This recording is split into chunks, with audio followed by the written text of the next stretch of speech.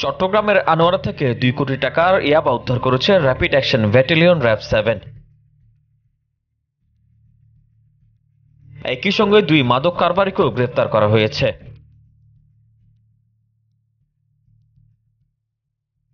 মঙ্গলবার 16 জানুয়ারি আনোয়ারা থানাধীন বটতলী শাহ মোহসেন আউলিয়া মাজার এলাকা থেকে তাদের গ্রেপ্তার করা হয়।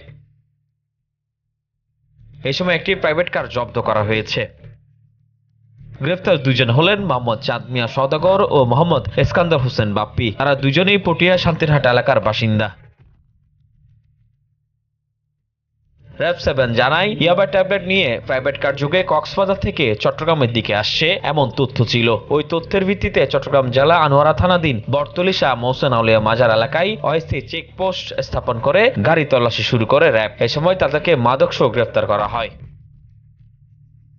র্যাব 7-এর সিনিয়র সহকারী পরিচালক মোহাম্মদ নুরুল আফসার বলেন, চাঁদ মিয়া সওদাগর ও মোহাম্মদ এসকান্দর হোসেন বাপ্পি চিহ্নিত মাদক কারবারি। তাদের কাছ থেকে ৬৪,৭০০ পিস ইয়াবা উদ্ধার করা হয়েছে, যার আনুমানিক বাজার মূল্য 2 কোটি টাকা।